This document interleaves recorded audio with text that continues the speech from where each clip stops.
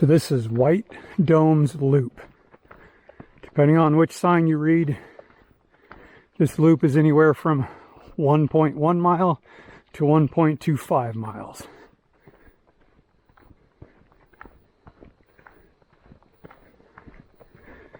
And this is supposedly the longest slot canyon in the park. So we're going to go check it out.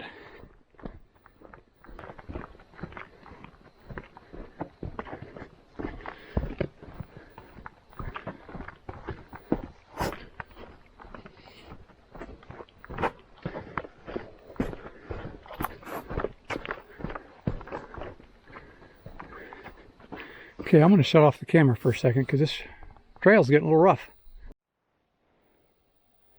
This trail is pretty steep.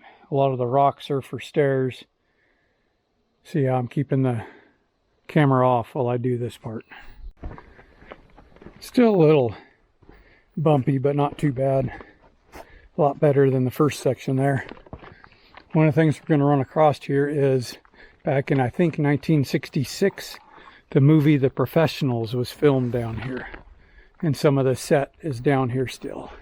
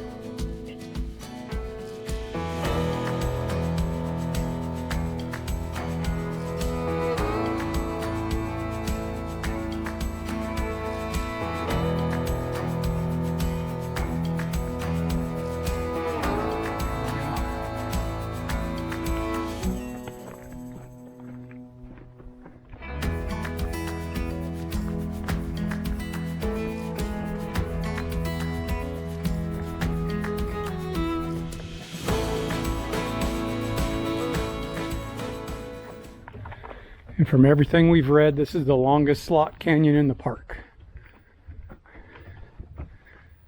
Like the others, it's definitely a cool looking slot canyon.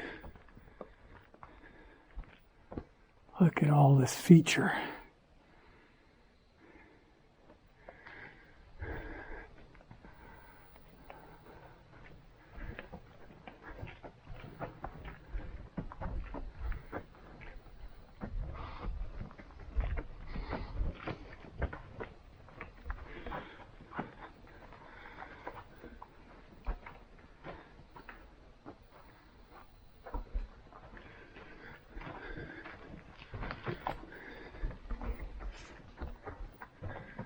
I have a feeling that's been kind of a man-done thing, all those rocks up in that hole.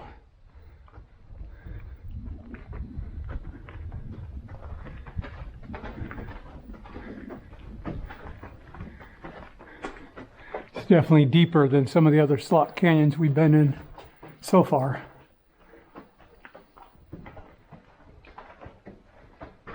Oh, I wish Sonia could have made this.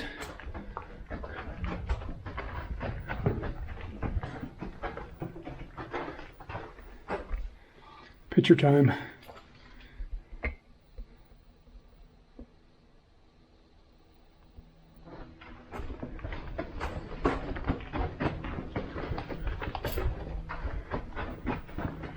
And we're out. That was way cool.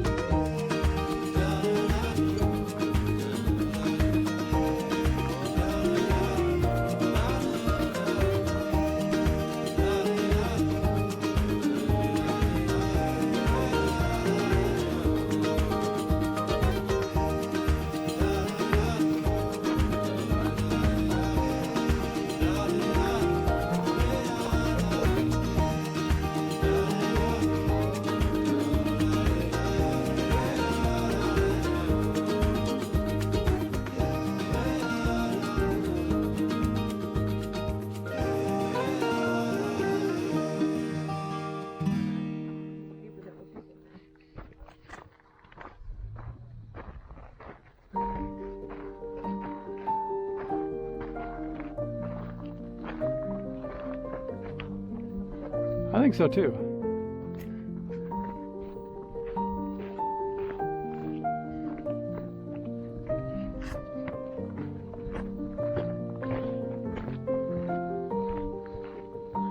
But that rock formation is pretty darn cool.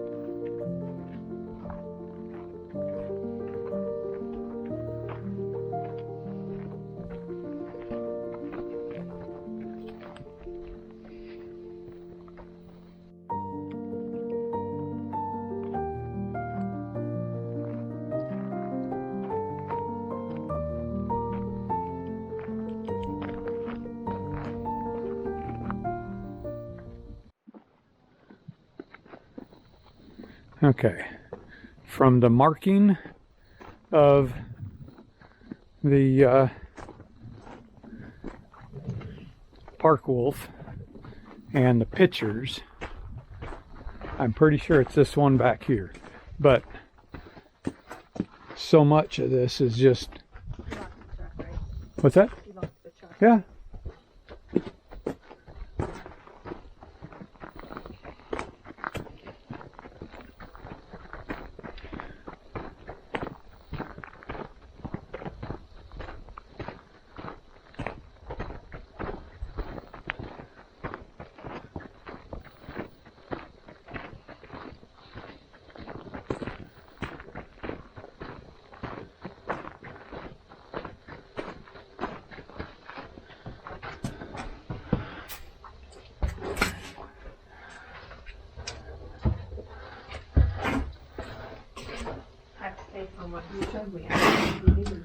So did I.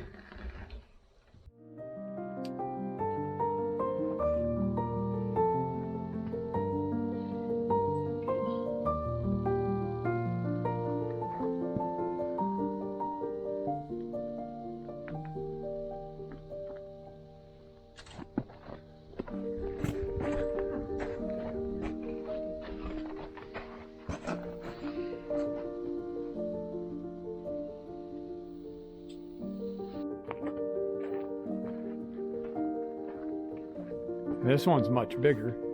It's even closer to the road.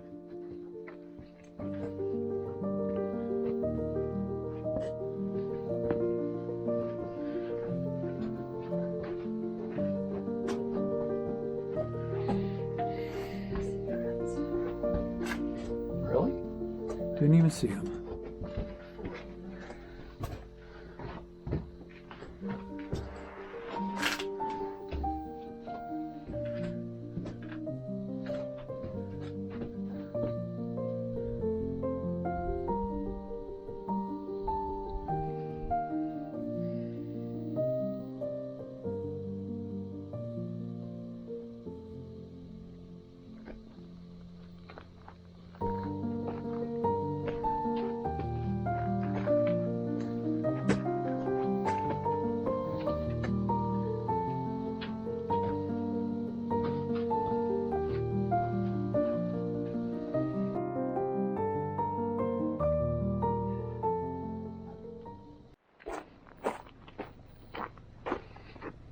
And this is Piano Rock.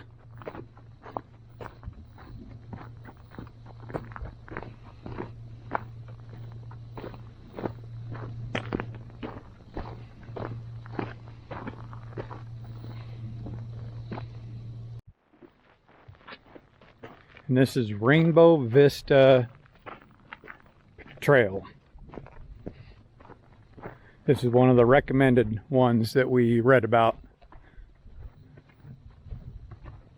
So we're going to go check it out. It amazes me the difference in colors as you go from spot to spot in this park. You can go from brilliant, brilliant red to kind of a tannish that almost looks like beach sand when it's broke down in the bottom of the pathways. Some of the stones look green.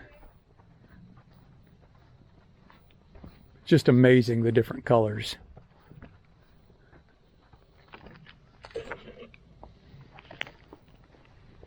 Got some sunlight again. Just in time for sunset. That's awesome.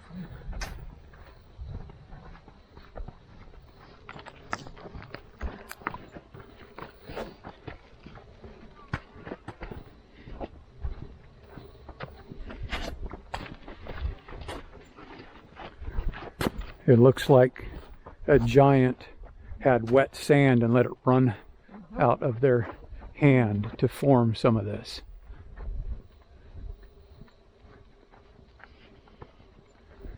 Sun hitting the hills there in the background. Just beautiful.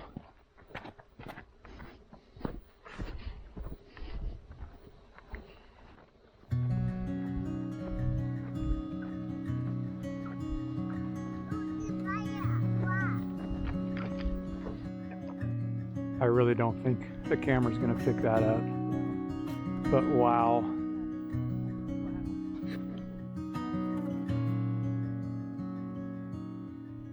Look at that smooth gray rock on the ledge up there.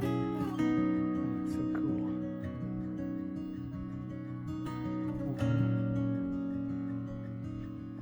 But hey, you know, it was all laid down over millions of years.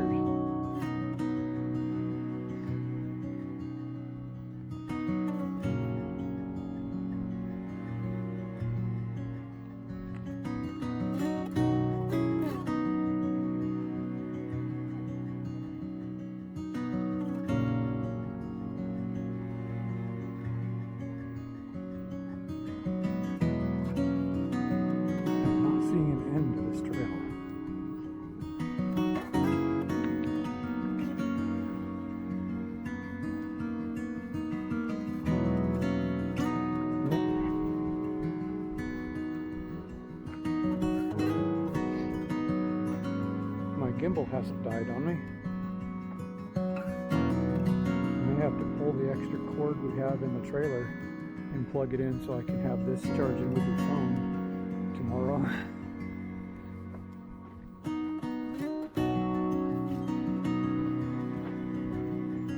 Am I going too fast?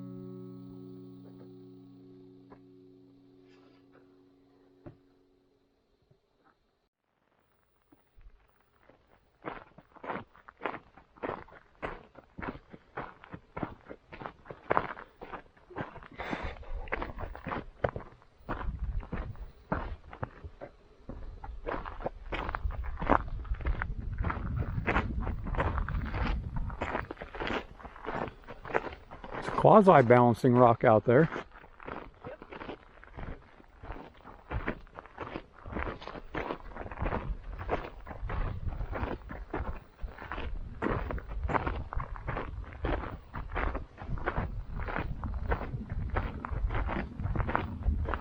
Hope everyone has enjoyed this episode we have here on Valley of Fire State Park. Just a spectacular park. It was neat to see the wildlife, and the scenery is just so interesting. It just had so much fun exploring the park. I don't know how many times I can say it. The videos, the pictures just do not do it justice. It was just amazing to be here. This is one of those that's been on our bucket list for a while of trying to get to, and so glad we made it to it. It's just unimaginable, the variations in texture and color and shapes. Some of the rocks are very rough. Others are very smooth from the erosion. It's just, there's so many different features to look at.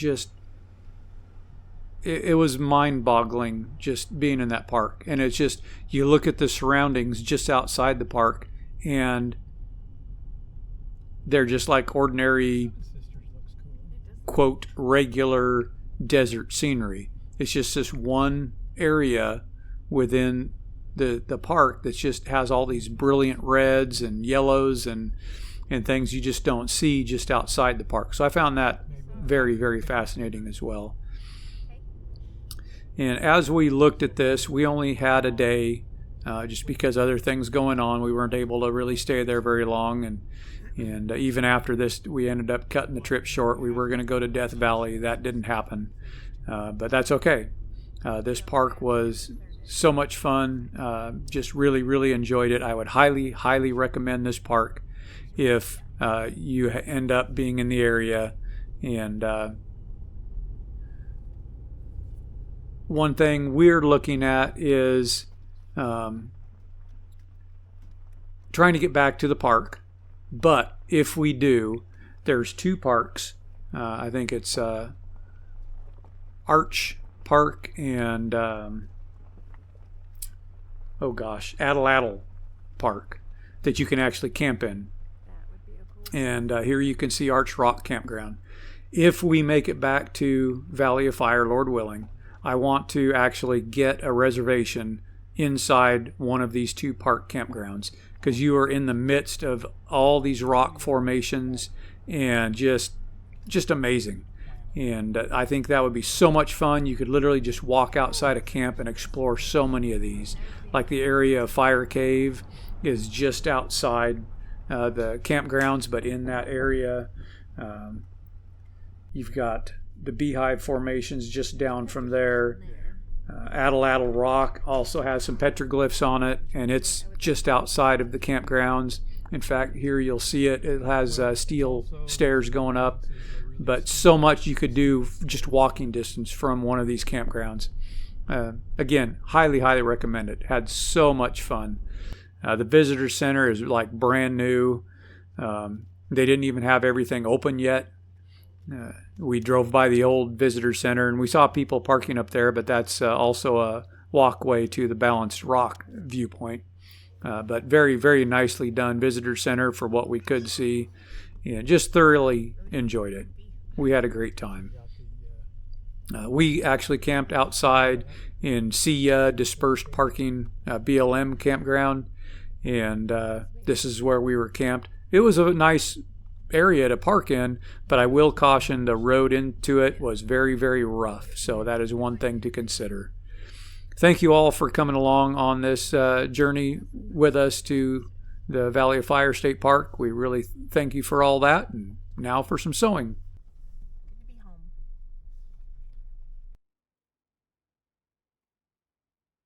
Hello, welcome back. Today we are visiting the shop Quiltique that's in Henderson, Nevada. Basically part of the big area of Las Vegas. We visited this on our way headed up towards Valley of Fire.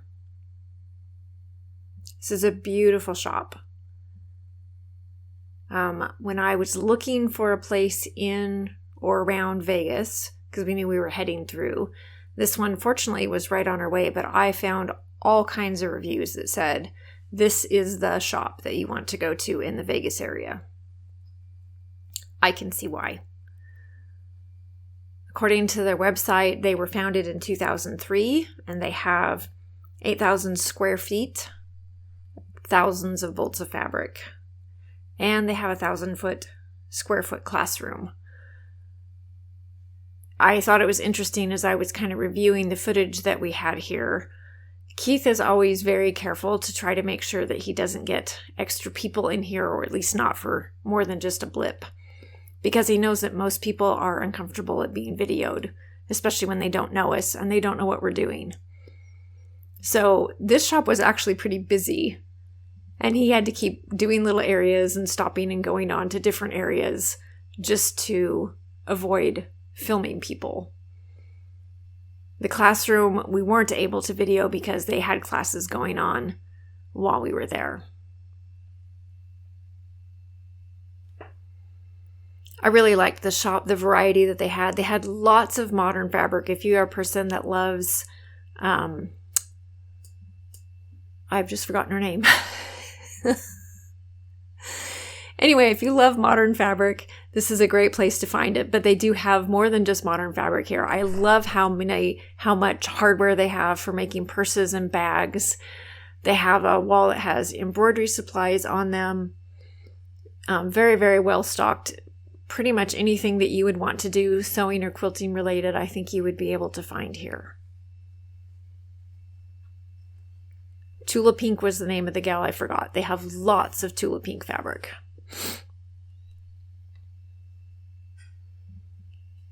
According to their website as well, it says that they are dedicated to sparking creativity and providing a fun, inspiring place for all things quilting and sewing.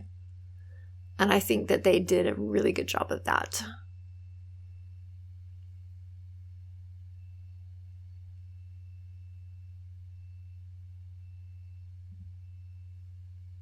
I like the fact that they do have antiques, cute little displays set out. It isn't all sewing related, like the little fire truck pedal car. Not that it matters. I mean, many have sewing things and they're beautiful, but it's also fun to see other things as well. Nice color wall. And they sell Berninas. I happen to be partial to Berninas since that's what I have. They've been selling them for at least 20 years, and they've been a Bernina Excellence dealer for 19 plus years. So this would be a great shop if you're in Vegas area and you have a chance to visit. I would definitely recommend doing so. Hope you enjoy the last couple minutes of this.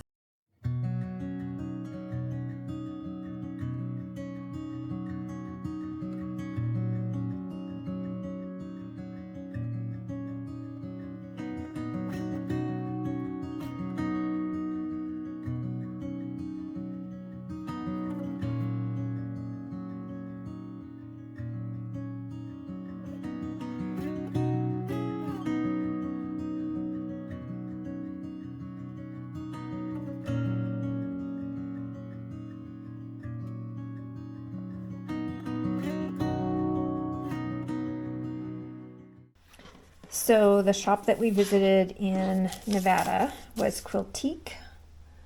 It was in Henderson, which is like part of Las Vegas. And we visited that as we were driving through on our way to Valley of Fire. And this is the fabric that I got. So when I went to the quilt shop in Arizona, I said it was really funny that I had a kind of preconceived idea of what I wanted, and I actually found it, which was amazing. Getting the cute little owl fabric.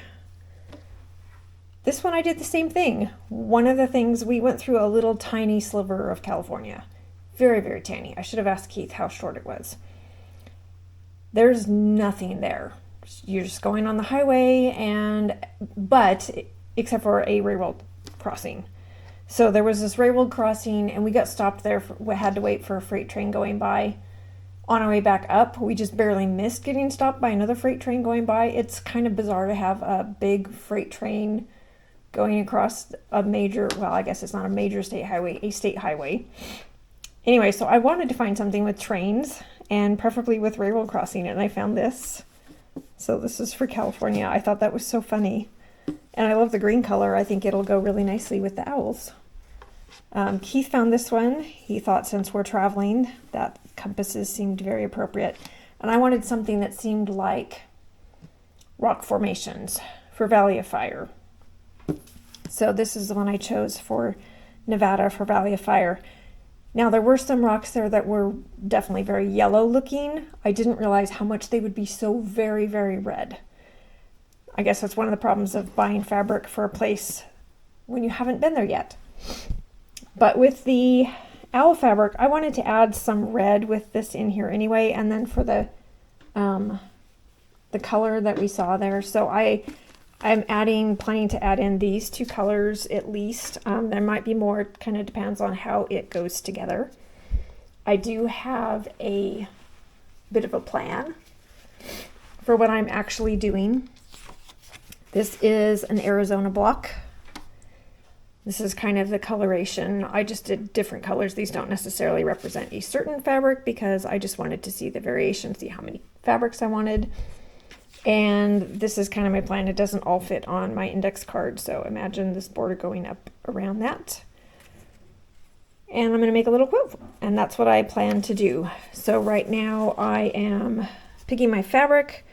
I'm going to wash my fabric because I am a pre-wash person. Don't care if you're not, but I am.